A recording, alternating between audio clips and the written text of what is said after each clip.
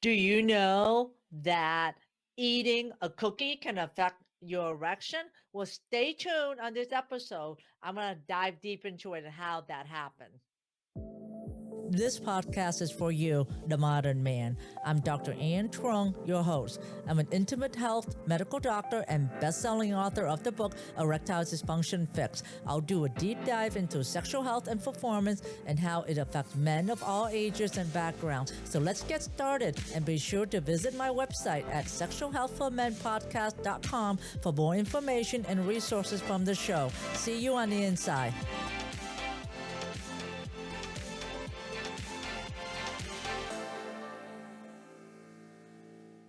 One of the surprising reason why you have ED, well, number 5 is diabetes.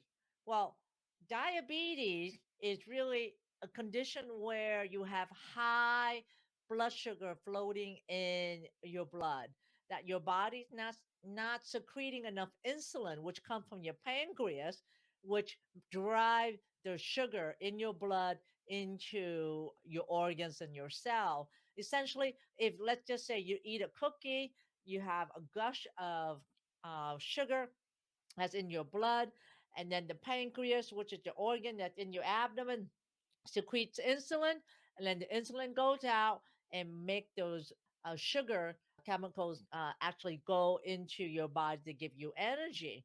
But what happened with diabetes, especially adult onset, is that the insulin gets secreted, but it's not working as well, and the blood sugar stays high in the blood system, and therefore you become what insulin resistant. And then when you get blood work, it shows that you have a high level of blood sugar in your system, in your blood. I mean, so particularly very important when it comes to a man's erection, because penis, when it gets erected, has 40 times more blood vessels in it than when it's not erected.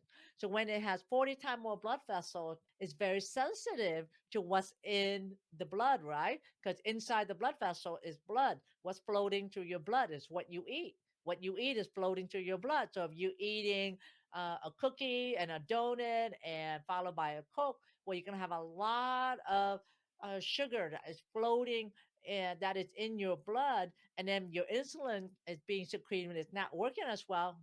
That's when you start having a high amount of sugar in the blood. That is what is defined as diabetes. And if you're over 140 fasting, on a blood test, and then a hemoglobin A1C probably higher than range of 6.1, 6.2 in a hemoglobin A1C. But if you're pre-diabetic, if you're between 5.7 to about 6.2, at this point, why is sugar not good for your erection? Because sugar, what it does is that it causes inflammation of the endothelium. In the last episode, I talked about the endothelium. Endothelium, the lining of the blood vessel. So what it does is that it causes that inflammation of that lining of that cell, and those cells, it loses its strength, and it causes the blood sugar kind of spill out into through the blood vessels as well. And that the second part about how sugar is bad is that is the neurotoxin. It actually weaken your nerve. It actually make it inflammatory to the nerve, and what that does is it make the nerve start dying away. And your penis needs the nerve, right? It needs the parasympathetic, sympathetic, as well as the pudendal nerve in order for it to function.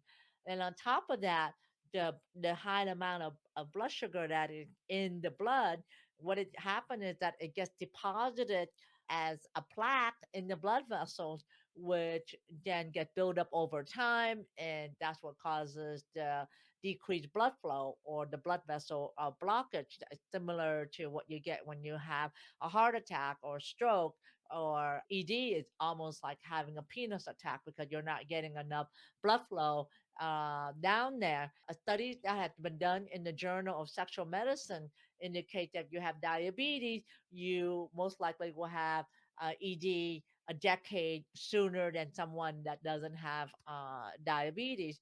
So if you have ED, go get it checked out. Go see a doctor and get some blood work. And maybe you may have new onset diabetes that you're not aware of, and the blood work will show that. And diabetes can be easily managed with diet, eating a Mediterranean diet, exercise, knowing what to avoid, knowing what to eat, and doing those measures probably goes a long way before you get on the diabetic medication. I know my husband has a heart issue, and he's healthy, he eats well, and he exercises, but he still has heart issues, and a lot of that's mainly from genetics. So take it from me, I'm living with it on a daily basis, and I know what cardiovascular disease is all about and how that is contributing to blood flow. So, guys, if you have ED, don't go for that Viagra or that Cialis. Find out why you have ED. Just do some blood work first.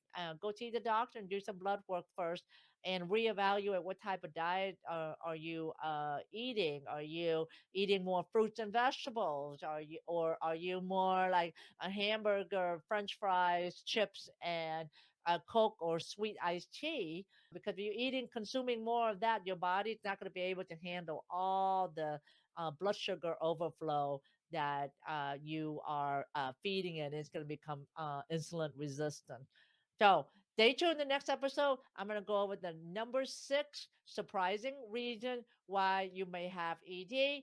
And if you find this useful, I would appreciate you give me a review. And I personally read all the reviews, and also check out if you want more information or want to attend my Q&A, check out my Modern Man Club, the link below.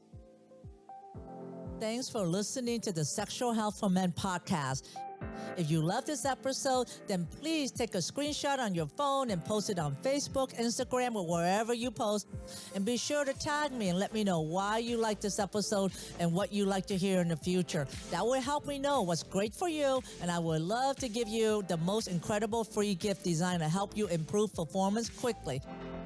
Go to my website at sexualhealthformenpodcast.com to get the book, The 5 Common Costly Mistakes Men Make When Facing ED. I would appreciate it if you subscribe, leave a review on Apple Podcasts or wherever you listen, and just know that you can have sexual vitality for life. I appreciate you. Until next time.